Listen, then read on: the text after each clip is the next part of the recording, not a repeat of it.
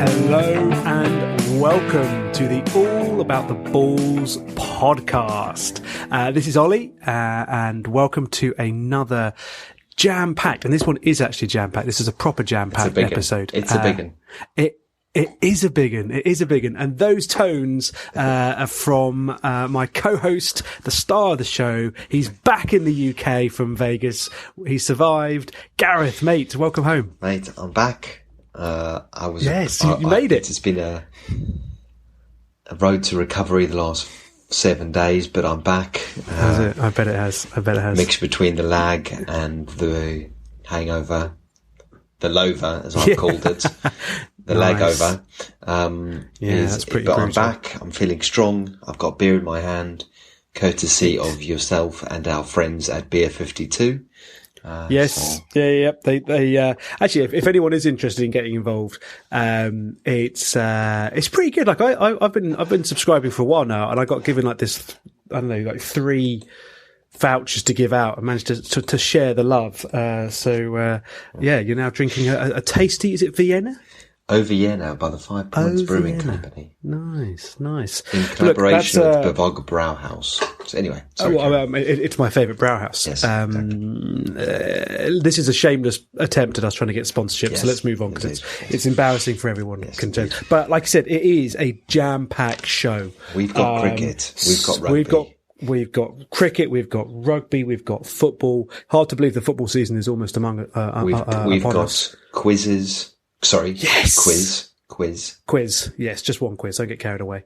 But yeah, we've got a quiz. Mate, it's awesome. So, I mean, let's crack on and let's start with what I mean, it's sad and frustrating news, isn't it? England have lost the first test, first Ashes. They have. And not just lost. We have been spanked by 11 Aussies in a very inappropriate fashion. Okay, so I'm gonna pose a question to you to kick this off. Let's talk Ashes. Do you think we were spanked in terms of the test match, or just at vital parts they just dominated us? Or do you think we were bowler short and that was the problem? All right. I was thinking about this. Yeah, I mean, it's like I was thinking about this today actually. So I can't remember who it was I was listening to. Maybe it was like Varney or something like that. But they're talking about how winning a test match is very much about you have to try and win more sessions than the opposition. Yes. You've got 3 sessions in a day, 5 days, 15 sessions. If you can win more of those sessions than the opposition, then you put yourself in real contention. And day 1, session 2, we dominated, absolutely dominated. All England, away the lads. There were some amazing charts going on. Had them 120 for 8, and it was like, Christ, we're gonna destroy them. But this is where I don't think it was just us one bowler down, because we had them 120 for 8. And whilst Steve Smith is just, I don't know, impossible to get out at the moment, there was a man at the other end that we could have got out. Like, Siddle is not a good batsman. He's like drawing his pension. It's ridiculous. So this is a long-winded answer, but what I'm worried is that it wasn't just one moment where it went their way. It was actually consistently at key points. We just weren't up to scratch. We didn't kill them off on that first day like we should have done. We got a good score in that first innings. I think, was it like a 90-run lead? Isn't bad. And they basically started like 0 for 3 because we had them like 90 for 3. But again, we didn't kill them off in that second innings, and then we just batted so badly in that fourth innings. And I think that's for me is what's disappointing. There was a capitulation of monumental level. Oh, mate. I mean, Jason Roy, who I am a huge fan of, I think he's got so much talent. He's absolutely quality, but he showed why people sometimes struggle to understand why they can go out there and bat for 50 overs and score 3 for 80 in a one-day game, and why you cannot do that in Test cricket in certain situations. Yeah, it was. I mean, going back to your original question, I think missing Jimmy was huge.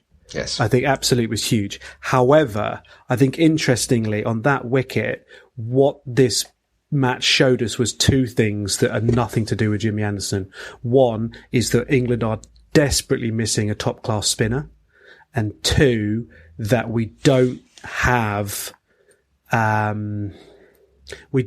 strong enough reliable batting lineup. No. Like on its day, it's amazing. You know, Root is still a class batsman. It's not consistent, and it's not one of those. It's not one of those batting lineups that you can rely upon to put in a good performance every time with the odd amazing performance and the odd bad performance. There are far too many shocking performances by the England batting lineup. And we bat so deep. You know, we talked about this in the World Cup, like in England's incredible batting lineup in the World Cup. You could just get runs all the way down to like batting number 9 or something like that. You know, Chris Woakes coming at 9. Test matches as well. We've got so many batsmen, but they're just, oh man, I was so frustrated. Yeah, and I think that's the reality, isn't it? You know, there's just no consistency. I think that's the reality of us. Is England's batting lineup. They just can't. There's bags of talent. You know, I was watching a documentary on Kevin Peterson on Sky Sports, which is really good actually. 5 part. Oh, is it? 5 part. Gareth's latest documentary. Yes. You got some good recommendations. I love a docu. But I watched that, and you know, he went through the side they played in. They had Cook, Strauss, Trott, him. Yeah. You know, Ian Bell. Yeah. It was just a ridiculous side too, but they were more consistent. When they were world number 1 at that stage, they were consistent. Yeah, and I think that's, like I say, it's the consistency of the batting lineup, and we really lack a spinner. Yes.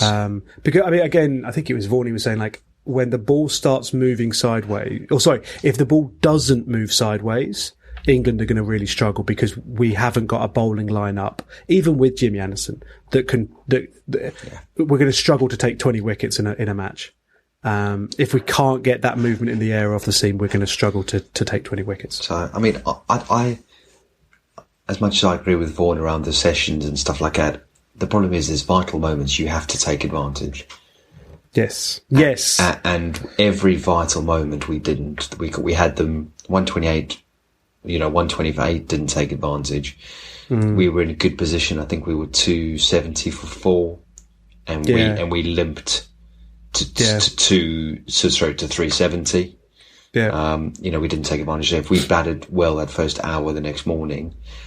I think was it Denley went early, didn't he? Like almost without Burns and Stokes. Not Denley. Burns and Stokes were in, and it's just, if they'd batted well, and Bairstow come out and got runs, because he cannot score runs for love nor money in Test cricket at the moment. So I think there's just a variety of little things. Look, I don't think this Australian side's all that either. No, I mean, they're really not. Like, they have got some talent, but without the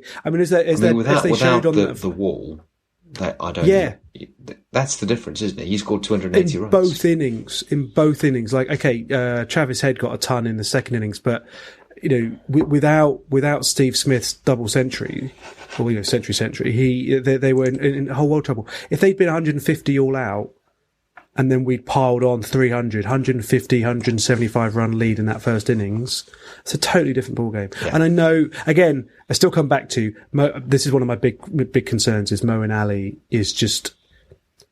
I don't know who you give it to. I don't think he's up to it. And I also think he's massively out of form and out of confidence right now. Yeah. And I think that the double whammy, I think he looks totally lost. I think he'll play in the next Test match. Likely, I think, for me, but only because Anderson's injured. Yeah, I heard Anderson could be out. He's definitely out for the second Test, could be out for the whole series. Yeah. But, sorry, go on. No, go. Well, I was going to say a little bit of good news. Star of the World Cup, Jofra Archer, will be able to be back in. Come on, Jofra. My Sussex Shark.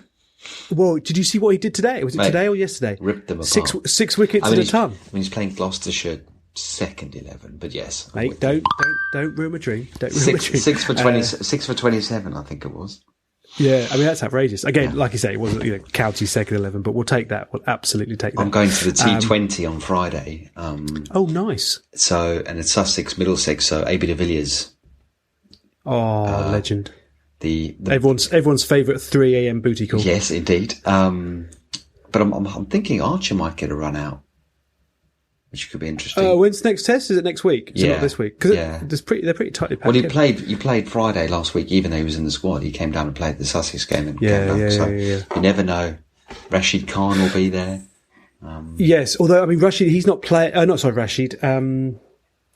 Who's the England spinner for the World Cup? Adil Rashid.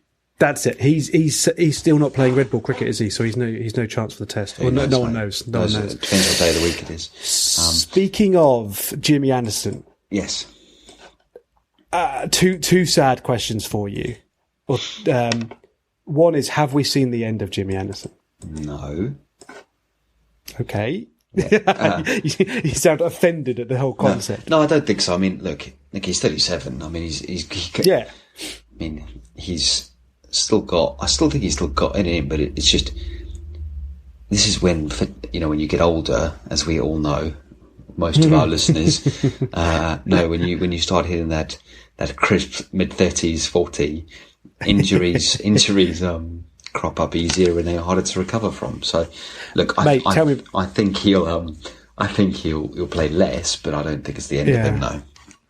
Speaking of injuries, I had a barbecue this weekend, dropped the barbecue on my toe, broke my little toe. Unbelievable. Carrying an injury into the podcast. Yeah, I've got seriously, we're sitting at the table, and it's gone bright purple. It's got absolutely bright purple. Oh, can you take a picture and put it on social media for us, please? And send it to Martin. Send it to Martin Guptill and rub it in his face, rub it in his toes. Yeah. I might have a knackered toe, mate, but at least I've got one. So. At least I've got one. Yeah. So you had two questions. I answered one of them with two questions. Jimmy, I'm concerned because I think he won't play the rest of the series, and then he won't go on tour, and then for the winter, and then that's actually him done. So I'm worried that we might see the end of Jimmy Anderson. You heard it. Hear me now, believe me later. Hear me now, believe me later. That's over for Jimmy. And very sad. It's someone who's definitely over for is Dale Steyn. I'm devastated. Yeah, South African cricket's having a bit of a tough time at the moment. Yeah, I mean, to be fair, he's been injured, and it's probably the timing's right. He should retire, but it's still just a sad day. He's got he's just got phenomenal stats. I'll quickly run through stats if that's okay. Please. As my little homage. Please. My little homage to Dale Steyn. Should we have some emotional music in the background? Yes. We'll do some emotional I actually feel music. a bit emotional. Debut 2004, 93 matches. 93 tests? 93 tests. Oh, that's impressive. 439 wickets. Oof. Where does that that put him in the list of the greats? In the list of the greats of all time, it puts him 8th. That is impressive. But what is really impressive is his average. So the runs, for anyone who doesn't follow cricket, it's the runs per wicket, right? Yeah, runs conceded per wicket. He's got an average of 22.9. Ooh, that's tight. Putting that into perspective, Jimmy Anderson sits at 27. Wow. Broad 28. He's not a million miles off Muralitharan in terms of average. The only one that's impressive. Malcolm Marshall and Kirk Ambrose got the best averages ever at 20 runs per wicket. Anyway, we're going off topic for Dale Steyn. But Dale Steyn's 22. 22 is the 8th best in terms of impressive. On average. I mean, this is why I think it's impressive. You look at Jimmy Anderson or Broad. Jimmy Anderson has played 149 Test matches. Yeah, so that's and only got 140 more wickets. Actually, it's quite a lot. But but it's 59 more tests for how many? 140 wickets. Yeah, so it's less than three a test. Stuart Broad's played impressive. 128 Test matches, and he's only got 11 more. Yeah, I mean, there you go. That's quite telling. Yeah, I think actually, for some reason, maybe it's just because I don't follow South Africa when they're playing away. Like if they're playing England or Australia, then I'll probably follow them. But if they're playing elsewhere, I probably wouldn't follow them. But I think Dale Steyn doesn't quite get the acknowledgement maybe he deserves. I mean, everyone knows he's good, but maybe not that how good he really is. He was just absolute class. I'm slightly biased, but I think he's by far the best South African bowler to come out, but he was a mixture of Alan Donald and Sean Pollock in terms of accuracy, but the pace of Donald. Yeah, Donald was amazing. I used to love watching Alan Donald. Into that context, then it's just again, I don't know enough about the South African Test side, but they are going to struggle to replace him. I don't think they've got a whole load of guys queuing up behind him with that kind of consistency. Well, they got Kagiso Rabada. Yeah, but again, there's one. Yeah, like where's the So it's a very sad day. So we do need to move on to the quiz. Yes. So we'll get there very soon. But one question for you before we do that, which actually shows that England wasn't the worst performance from the first test. Yeah. Was the quality of umpiring throughout.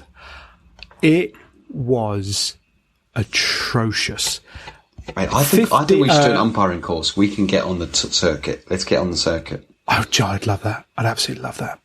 Be the new Dickie Bird. That'd be fantastic. Do you know what, mate? Seriously, yeah.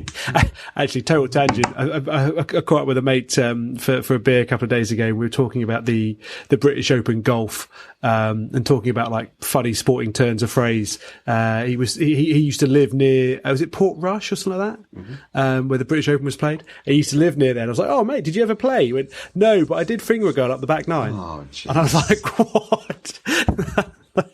That's the way it came out. Anyway, I've lowered the tone. I apologise. But, so going back to the umpires, 10 overturned decisions. Excellent. Before lunch on day 5. Brilliant. So 10 overturned decisions and another 5 that weren't reviewed but were showed to be wrong. So that's 15 decisions. That's 3 decisions per day that were wrong. I mean, talking about winning sessions, they just... Yeah. I mean, they lost every session. So before we get onto the quiz, do you think DRS is making umpires worse? Or lazy? That is a really interesting question. Or do you think they just had a bad game and it's just one thing on top of it? I mean, I think actually one of them, I can't remember which one, I think one of them's just not up to it. And I think the other one had a bad game. I think I think Wilson. I think it was Alan Dar, wasn't it? And Alan Dar, and he's a good umpire. Joel Wilson, something like that. And I think he was just bad, and I don't think he deserves another spot really, judging on that performance. But I don't know. It's a really interesting question. Actually, it's a really interesting question. Maybe we can shout that out to the listeners. They don't seem to care. It's not like they get it wrong and go, that was awkward, and everyone's like, oh, you're rubbish.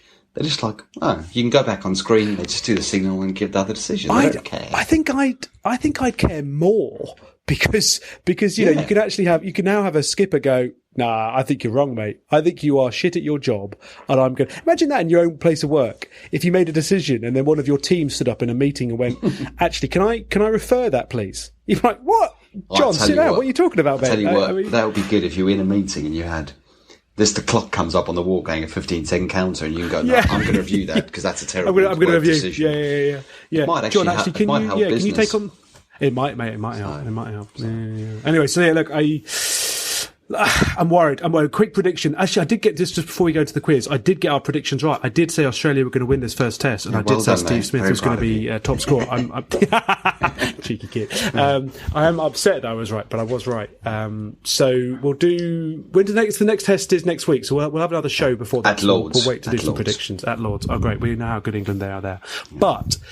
It's quiz time. It's Asher's quiz time. And hopefully, if we've managed to make this technology work, because we haven't done this for a while, we should have Toby. Toby, are you there? Can you hear us? Hello, Edgbaston.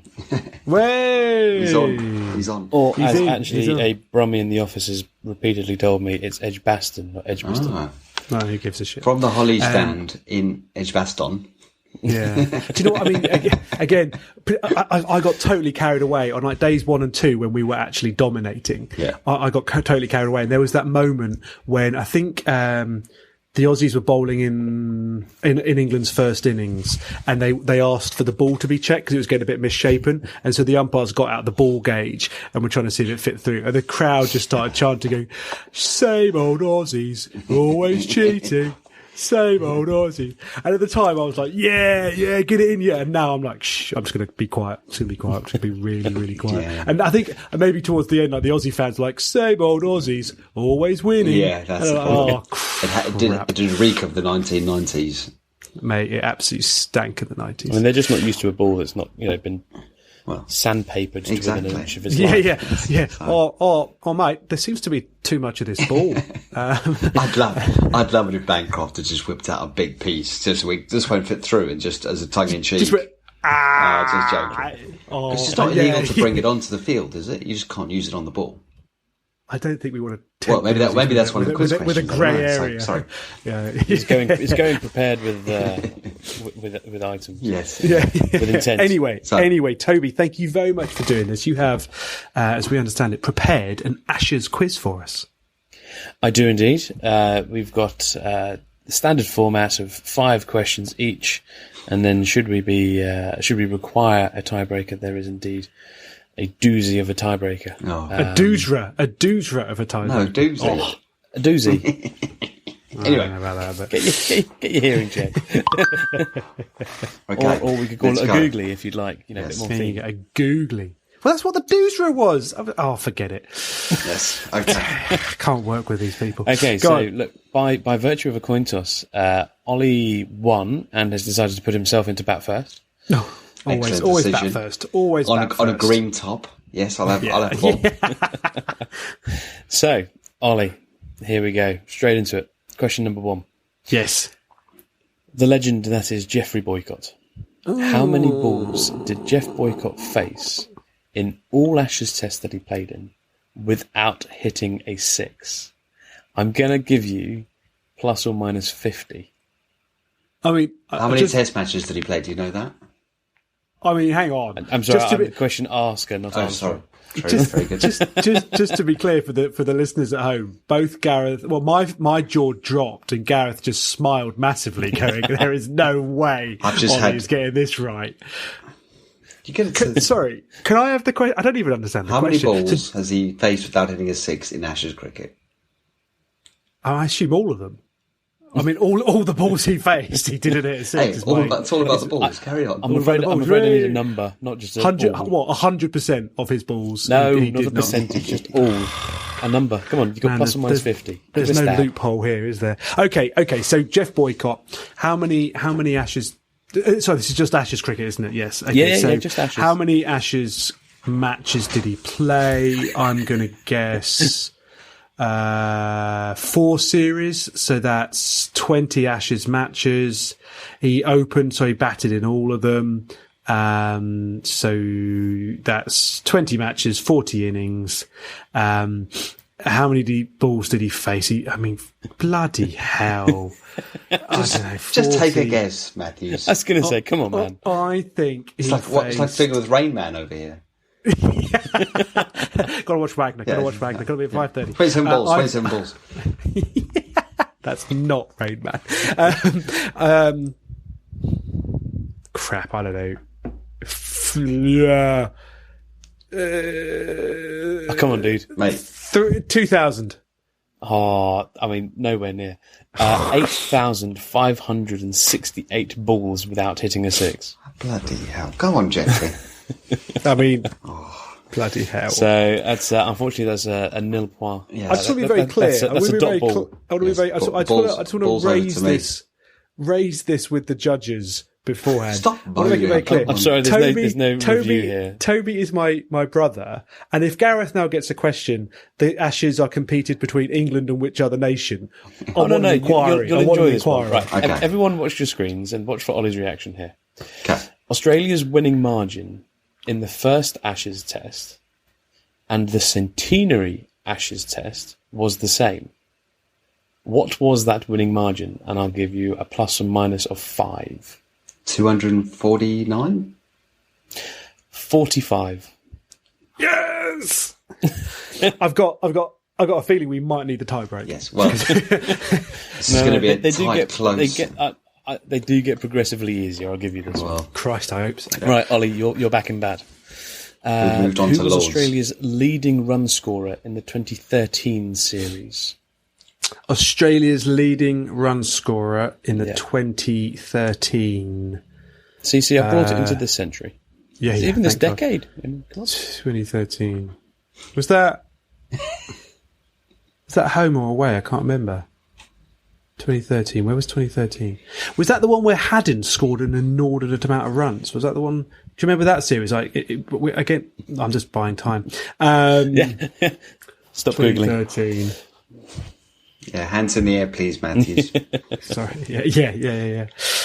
Zip. 2013. Do we have a timer? I was going to say, I like the think we're gonna DRS.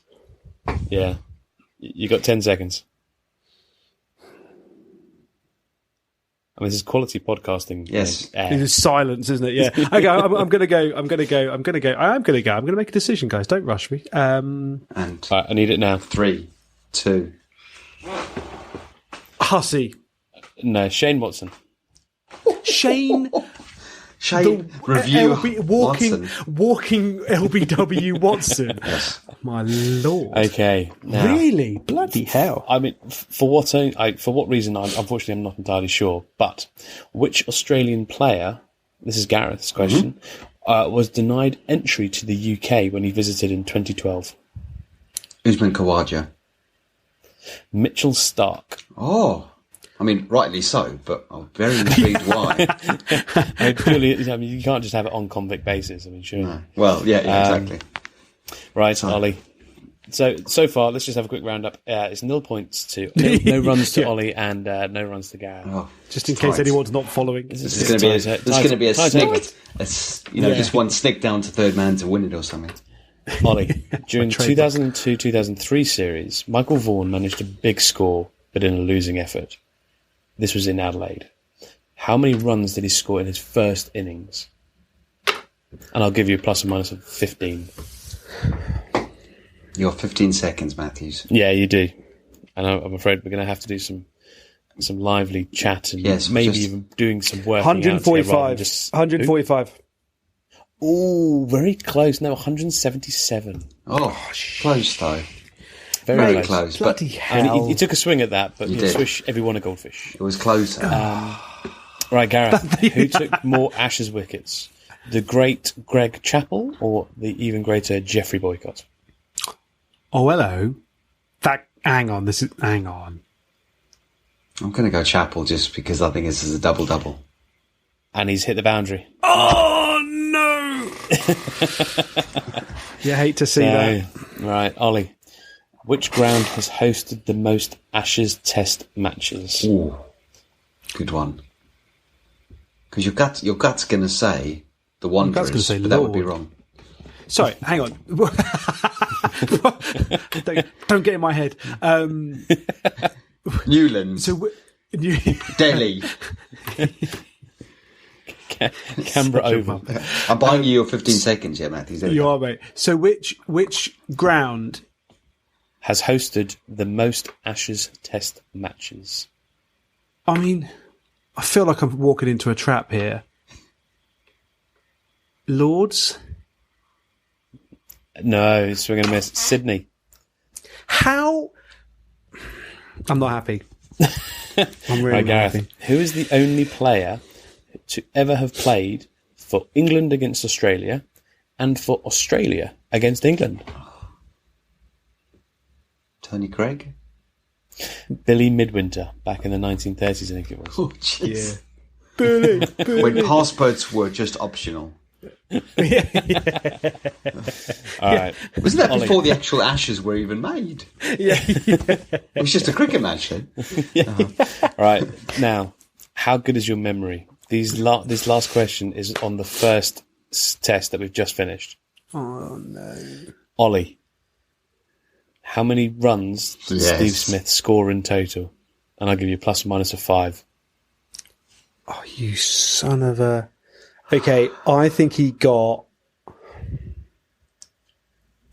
146 and 142. So that is 288? If I get this right, can I... Oh, hang on. You It's can't not your- it's not steal. your There's no question. stealing I know, I'm just trying to involved. steal. You're trying to run me out. So, Ollie, what's your answer? I think he got 142 and 146, which is 288. I'm going to give you the run. It's 286 that he got. Yes! Solid. Solid. So this is for the winner, right? Yeah, if you get this, you've won Oh, it. no. So in I'm this going first to test, put some heartbeats in the edit here. Do-do. in the first test, Stuart Broad is credited with taking how many wickets? Oh. 8. Oh, so a 6. Oh, Did he not get it? Oh, did he only get one in the second innings? Yeah. absolute pony. So angry, Stuart. Must try harder. Oh. Okay, so this is your tiebreaker. Very well played. Okay.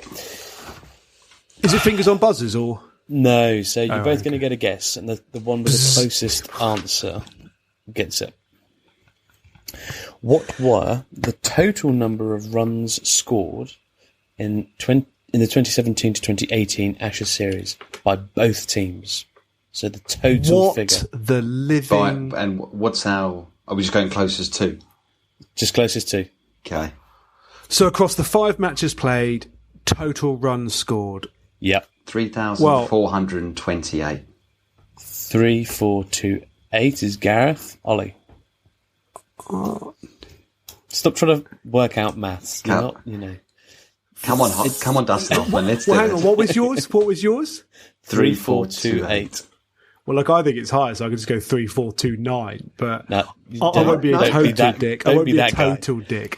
I think it's over 4,000. I think it's. He's genuinely trying to count that. and I just think it's ridiculous. 4,200. 4,200. Yeah. Well, with a late push in the second innings, we give this to Ollie. The total runs was 5,577. The Aussies put in, I think, at least 3 sets of 600. I mean, neither of us were close there. No. But But it was, do you know what? For all our listeners, they've definitely learned something. And again, yes. if anyone was confused from it's been a while since our last quiz, we've learned that my predictions are terrible and my quiz is almost as bad. I mean, What's the score on quizzes? 2-1 to me. Yeah, right? I think you're winning. No, it might be 3-2. 3-1. No, I think 3-1. it's 3-1, isn't it? Oh, I mean, I I think that's but- my first. I think that's my maiden win. Yes, I think well done. Pop my cherry. Yes. Toby, but, thank you yeah. very much for that insight. Yeah, Anytime. that was great. That was great. It's incredible. Right, well, can we get both- before you go? Can we get your prediction for the next Test match, please? Oh yes. So we need I'm- winning team, top batsman, and top bowler from the next test. When you say top batsman, do you mean Most scoring? runs, yeah, most runs across the whole test. That's going to be Steve Smith. God, not Just again. going with the odds there. I think I think England are going to take it. And with the ball? I love that faith. Yeah, who's to be the top bowler? I'm actually going to Most go wickets, most wickets. Broad. I think Broad. Oh, interesting. Really, I think broad he at I think Lords. he could do it. Yeah, exactly. I think Get on he the could bit of home ground, put him out there, and see what he does. broad on the board with a fifer at Lords. Lovely. Lovely. Lovely. What a way to Both, end. thank you very much. Thank you very What much. a way to end. Thank you, Toby. That was awesome. Thank you very much. Go man. well. Thank you, guys. Take it easy. Go well. Take care. Well, I mean, I don't want to crow too much, but that was a Devastating. solid win there for Matthews. Solid win. Devastating. It was. I mean, yeah, well, tears before, but I forgot it does how much. highlight though how little we actually know. Like factually, we know. I mean, we have opinions, but we know very little. Well, we really do. It's quite I concerning. never let the truth stand the way of a good story, so don't worry about that. No, absolutely, absolutely. So look, we got a couple more things we wanted to talk about Yeah. before we wrap up. We want to talk a little bit about rugby, a little bit about football. Where would you like to start? Where does your heart Let's take go you oval, first? and then we'll finish with the the football, because there's a couple of things I want to quickly just mention that I think are just hilarious and entertaining. Yeah, cool. Okay, well, look, I mean, from the rugby side, it's all getting very exciting, isn't it? You know, we're getting closer and closer to the World Cup. The warm-up games are kind of kicking off, particularly up in the Northern Hemisphere. And actually, I am going with my brother, who just did the quiz, this Sunday to see England-Wales. Excellent. That will be at Twickenham, which we're very much looking forward to. That'll be a cracking day out. But here's a quick question for you. The warm-up games, how much do they matter? I don't think they matter in as much as, you know, like, it's the same as football in pre-season. You know, that I don't think you're going to make decisions around that. But what I do think it does is it gives you an insight into the coach and the plan and the momentum. I think it doesn't hurt winning. It's never going to going to hurt winning, but I also wouldn't count out people losing.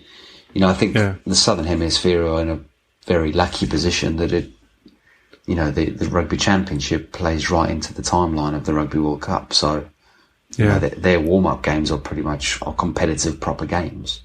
So yeah, and I think it's like, you know, what you say there about, you know, winning is obviously a good thing. Like South Africa are building some proper momentum.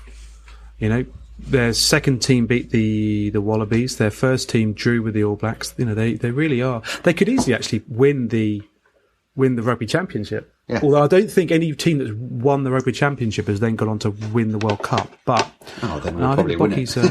Yeah. Yes. So on the Rugby Championship, as you say that, some predictions for this weekend. So it's Australia, New Zealand in Australia, first of the Bledisloe Games. How do you think that's going to go? Wallabies did beat the Pumas last a couple of weeks ago. I think New Zealand edged it 20-16. Well, that'd be a good game. Actually, I think it'll be good. I don't think it'll be one-way traffic, but I think just enough to get over the line. What are you thinking? Yeah. I think it's going to be bigger. Actually, I think it's going to be bigger. I think the Kiwis will win it by about 15. 15? No, maybe an exaggeration. 10. Win it by 10. Clear 10. I mean, you are the rugby correspondent, so whatever I've said is going to be wrong. So. Yeah. But yeah, I think I just I read something interesting actually during the week about the All Blacks and how they've really switched up their game plan in this World Cup cycle. Like previously, they were taking many more points through penalties, but this cycle they've been scoring a huge number of tries instead and really dropping back on the penalties. So I think, you know, they've been sort of still getting those penalty opportunities, but kicking them to touch and putting loads of pressure on. And so it'd be interesting to see if they keep that going, because you know, that's awesome to watch, and it has meant they've racked up loads of tries. Not many World Cups are won by loads of tries. World Cups tend to be quite tight affairs. Yeah. So it'll be interesting to see if they can kick on there. One thing on the rugby side before we do move on, I continue to be angry at Mr. Eddie Jones for the way he treats my man crush Danny Cipriani. I don't know if you saw the latest, but last week actually I think it was, he's kicked him out of the. I say kicked him, that's a bit dramatic. He's dropped him from the England training squad, but told him to be on standby for the World Cup because there might be an injury. And I get that you've got to have standby players. I understand that. But I just think the way Danny Cipriani seems to have been treated, not really been told exactly what he needs to fix, but just continually in and out of the squad, and then told, right, well, make sure you stay in good shape and by the end of a phone, because we might need you if my two favourite boys go down injured. I don't know. I'm upset for Danny. Mate. I mean, I suppose the logic behind it would be that he's obviously played well enough to get in the squad, which I think he was named in the official squad, the 35-man squad. Yes, right? But I think 3 weeks ago or a couple in the original training squad. But then he was when they went to I think they went down to Bristol for more training, and he didn't go. He was told go away and work on your fitness or something, and then he hasn't been added back into the squad. I think it's gone over to Italy or something like that. So maybe he's given him a chance to join that squad. He's played, or he's been at this in the camp, and they've gone, and he's gone. Actually, because there's a lot of rumours that it's a personality clash versus a playing style. Yeah, a playing ability, and maybe he's come in there and actually muddied the water again, and he's gone, actually, I don't want you around the camp, and if we need you, we'll call you in. Yeah, I mean, I'm not happy, mate. Danny Cipriani's been in such good form this season, and I do get the point that, you know, maybe actually just his style of playing is not the style that Jones wants, and that actually George Ford is able to deliver it better, you know, deliver the Jones styles better. But I don't know. I struggle to see how Ford is going to help us win a World Cup. My worry is, and I was having this debate with a good listener of the show about the decisions being made around keeping Farrell and his clique or group or whatever happy, right? Yeah. It's to me, it reminds me of England football, in as much as they picked guys to keep the, you know, like, if I can imagine, if they didn't want this person, if Beckham in his pomp was like, actually, I don't want this guy to be here, I think they wouldn't have been in the squad, because they wanted to keep Becks happy. Because let's be honest, a happy Becks playing brilliantly and a happy Farrell playing well is fantastic. The problem is when you start making decisions around that and it doesn't work out, it's a very, very lonely place. Yeah, and you can ask every England manager before Gareth Southgate. Yeah. You know, and that's the point. I think you're right. I do think Cipriani and Farrell don't see eye to eye on. Like, I don't think there's some big, you know, bust up and like that. But I just don't think they see eye to eye about how to play, about the style that to play, and who's in charge and who calls stuff and things like that. But yeah, so I'm looking forward to seeing England versus Wales this weekend. Yes, mate, it's always a good day out. Twickenham's always a good day. Yeah, exactly. And you know, Wales are a top quality side. Like, let's be clear, this is not like a warm up against, I don't know, Italy or Fiji or something like that. You know, Wales are third best in the world now. Yeah. We've got listeners in both those countries, so very careful. Please. Very, very. When we're fond of all our listeners, But before we go, the round ball game is back upon us. Yes. Somehow the off season has been and gone. Incredible. But obviously the season is starting on the weekend. I'm not going to make any predictions of anything because actually what I'm going to do is I'm going to predict, because I get them wrong so much, I'm going to predict Man United in the relegation zone. And they might win. Because they might be top. That's my theory. I'm doing the reverse thing. Well, so here's a question let's start with Man United then. Yeah. Have you just made a very expensive mistake? No. You don't think so? No. I think really, in the current market, I think, look, he's probably being realistic, and this is going to sound like a very bizarre thing to say. He's probably 15 million too much for what it's worth, if I'm honest. Yeah. Just to be clear, we are talking Maguire. Yes, Harry Maguire. Yes. But we've got the money to do it, and actually I don't really care. It's not my money. So that's so true. Do you know what I mean? And I was thinking about this the other day when everyone's like, you shouldn't spend that, you shouldn't. It's not our money. We don't care. Yeah. All we want is the player. I don't care if they spend 400 million. Doesn't matter. Yeah. It doesn't make me any richer or any less rich. If we need a good centre-back and he's the best on the market, which I probably think he is in terms of that would actually move and would be really genuinely want to move. Yeah. Then go.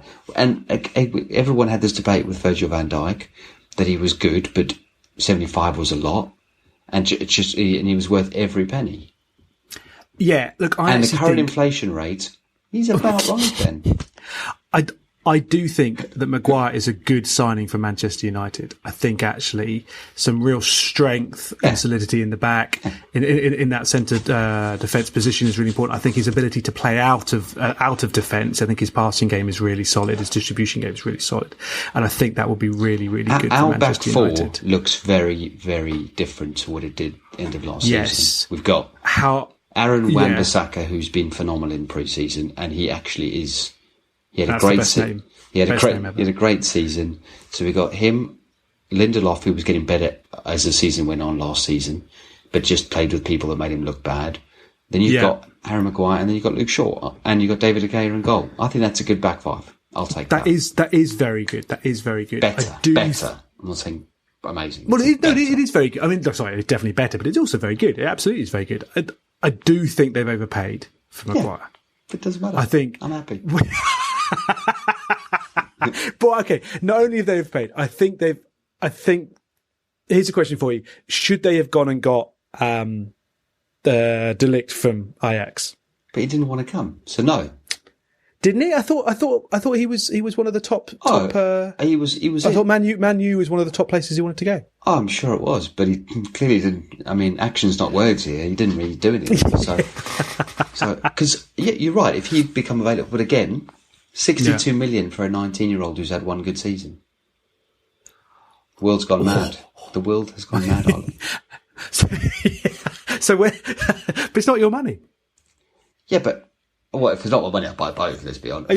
Yeah, true. But if you're going to have both, you've got one that's played in the Premier League for 3 years. He's a World Cup semi-finalist. Yep. He's got incredible slab head, so he's going to score some great goals. He is strong in the air. I think he's a steal at 80, the more I talk about it. I mean, no, he's not a steal, but we'll see. I think he's actually going to be very good for Man United. I don't think he's worth 80 million. I think it's a good signing.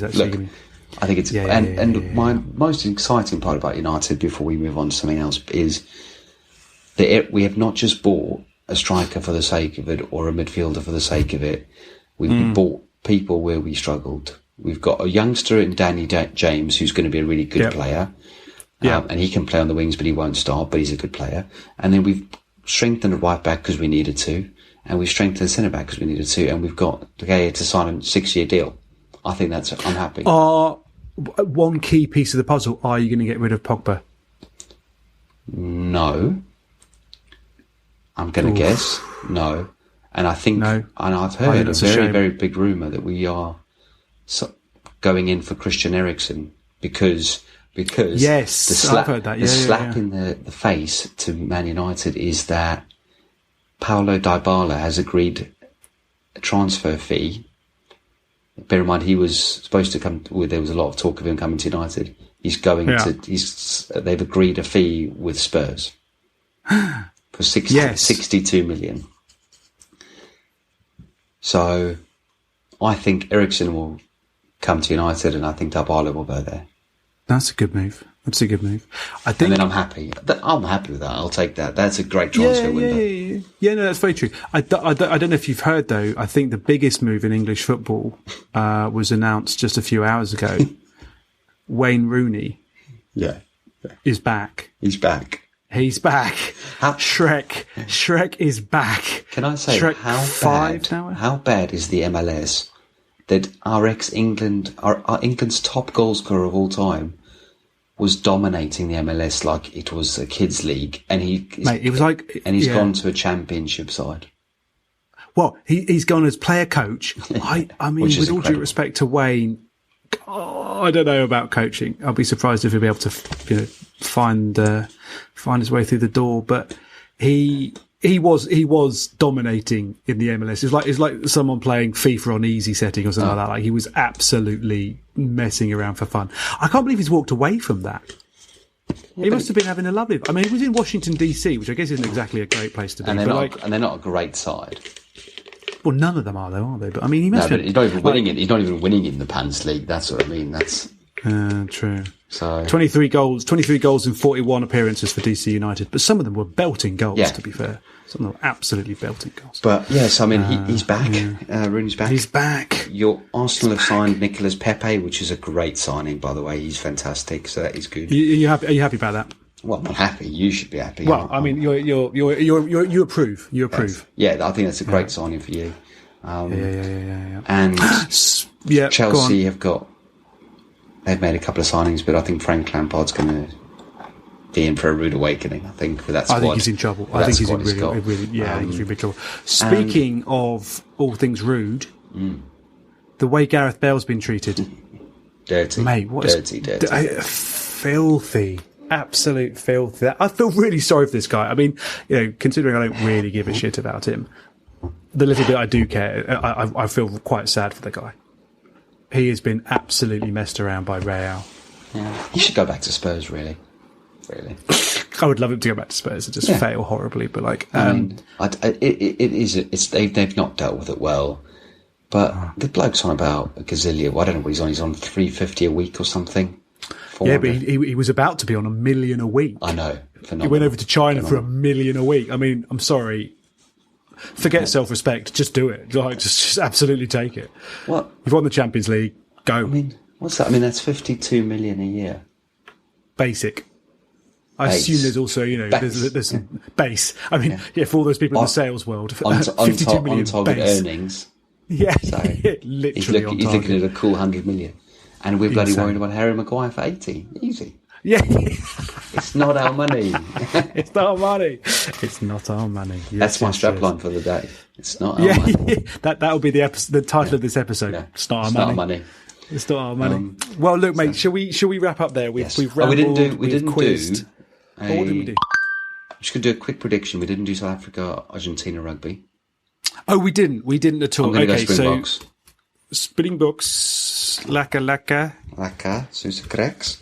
Who? Yeah, okay. Go on then. And then I'm going to go. I'd like to do. Should we do Man United Chelsea? Because that's, I think, probably the biggest game of the weekend in terms of not because Man United, just because of the two bigger teams. Mate, you go wherever you want to go. You go wherever you want to go. So Man U, Chelsea, solid Man United 3-1 with Maguire scoring. Oh, stop it, you big flirt. Yeah, why not? I think a Man U at home. Yeah. Yeah, I think Chelsea might implode a little bit. I think 2-0 though. I don't think Chelsea will score. I think Harry is not going to let a goal in on his first home appearance. I forgot they got no Eden Hazard either. Yeah, and you said New Zealand by 5, didn't you? And I said New Zealand by 10. Cool. Yeah, and I'm going South Africa by 7. Okay, that's tight. I think it's going to be bigger than that. I think by 12. But yeah, mate, it's been a pleasure. Mate, it's been good to get back in the saddle correctly. It has been, absolutely. I was Vegasing it up last time, so apologies. Never never leave me again, please. So no, I'm back. I'm back in the hunt. So the Premier League's back on. We got rugby this weekend. You're going to rugby. I'm going to the Ashes, rugby, cricket. I'm going to T20. So there'll be photos from both. So everyone have a wonderful week. Yes. And you just look after yourself, young man, and your big toe. I mean, your little toe. Mate, I put a picture on Twitter. It's properly rank. Yes. It looks like a grape. I'm looking forward to seeing it. Yeah. Go well. All right, buddy. Take care. Go well. Cheers.